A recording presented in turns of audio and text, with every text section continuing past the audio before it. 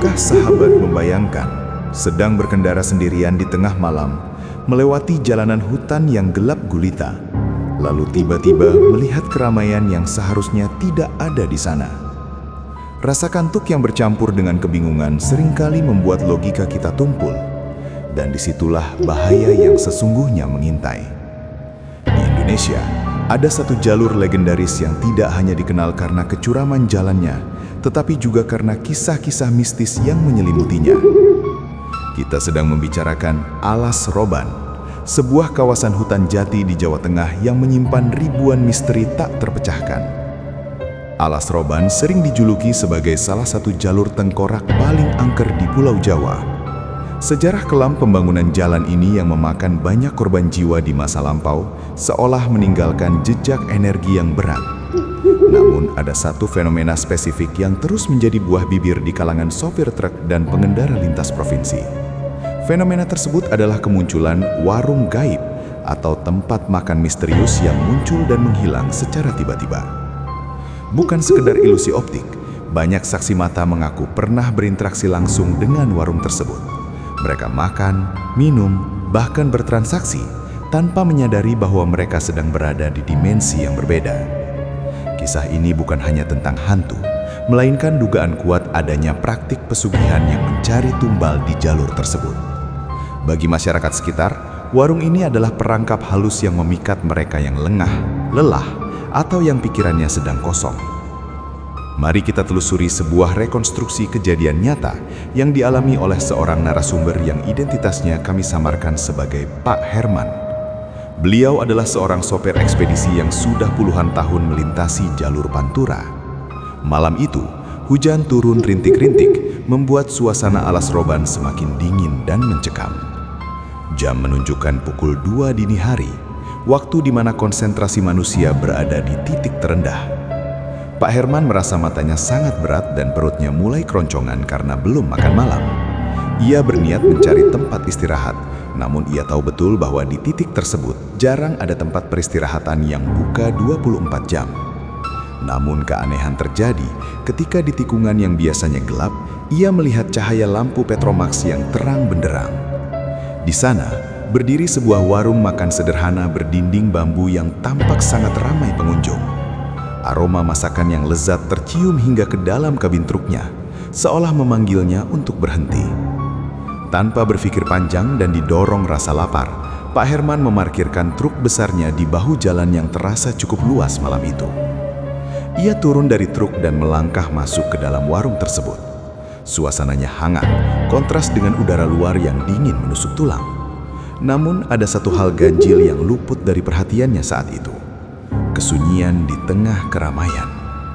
Orang-orang di sana makan dengan lahap, namun tidak ada suara obrolan atau denting sendok yang lazim terdengar di sebuah rumah makan. Pak Herman duduk di bangku kayu panjang dan dihampiri oleh seorang wanita paruh baya dengan kebaya lusuh.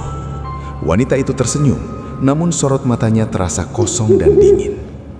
Berikut adalah reka ulang percakapan yang masih diingat jelas oleh Pak Herman hingga saat ini. "Mau pesan apa, Mas? Mumpung masih hangat?"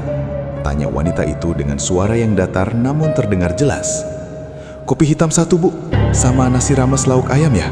Saya lapar sekali," jawab Pak Herman sambil mengusap wajahnya yang lelah.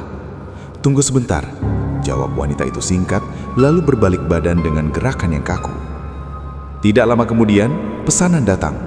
Makanan itu terlihat sangat menggugah selera, jauh lebih mewah daripada tampilan warungnya yang sederhana. Pak Herman pun makan dengan lahap, menikmati setiap suapan yang terasa begitu nikmat di lidah.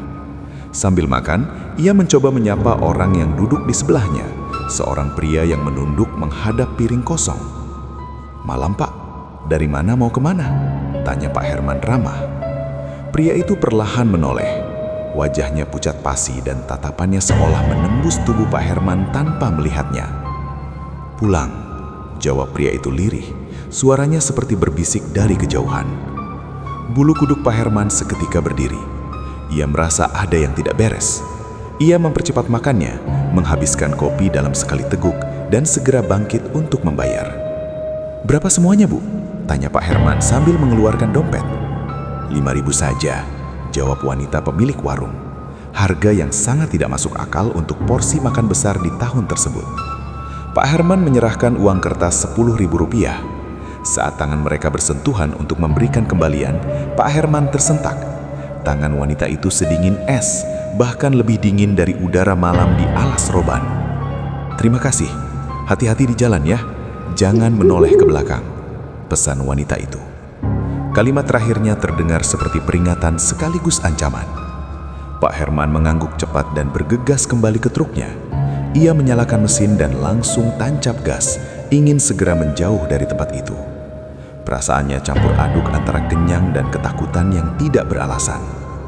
Setelah melaju sekitar 1 kilometer, rasa penasaran mengalahkan ketakutannya. Ia melirik ke kaca spion untuk melihat warung itu sekali lagi. Apa yang ia lihat membuatnya menginjak rem mendadak karena syok. Tidak ada cahaya, tidak ada warung, tidak ada keramaian.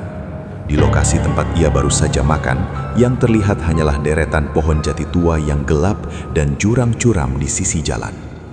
Tubuhnya bergemetar hebat, keringat dingin mengucur deras. Ia baru sadar bahwa ia baru saja berinteraksi dengan sesuatu yang bukan manusia. Namun kengerian belum berakhir di situ.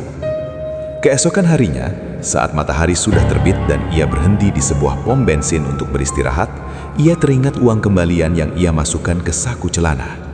Ia merogoh sakunya, berharap menemukan uang Rp5.000. Namun yang ia temukan bukanlah uang kertas. Di genggamannya terdapat selembar daun nangka kering yang sudah layu. Seketika itu juga, Pak Herman memuntahkan semua isi perutnya di toilet umum, menyadari apa yang sebenarnya ia makan semalam. Menurut praktisi spiritual dan sesepuh di sekitar alas roban, apa yang dialami Pak Herman adalah fenomena warung pesugihan. Konon warung-warung ini adalah manifestasi dari perjanjian gaib para pencari kekayaan. Mereka yang makan di sana sebenarnya sedang dijamu oleh makhluk halus. Makanan yang terlihat lezat seringkali hanyalah cacing, tanah, atau kotoran yang dimanipulasi oleh sihir penglaris. Bahaya terbesarnya bukanlah sakit perut, melainkan tertinggalnya jiwa seseorang di sana.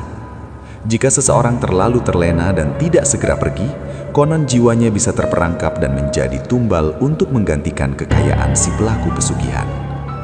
Kisah Pak Herman hanyalah salah satu dari sekian banyak laporan serupa. Polanya hampir selalu sama, pengendara lelah, sendirian, dan melihat warung ramai di tempat yang tidak wajar. Ini menjadi peringatan keras bagi kita semua. Sahabat, logika dan kewaspadaan adalah pertahanan terbaik kita di jalan raya.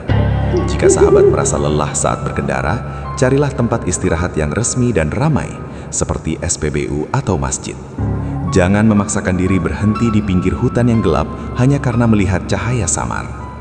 Fenomena alas roban mengajarkan kita bahwa dunia ini berdampingan dengan hal-hal yang tak kasat mata. Kita boleh percaya atau tidak, namun rasa hormat dan kehati-hatian harus selalu dijaga dimanapun kita berada. Bagaimana menurut sahabat?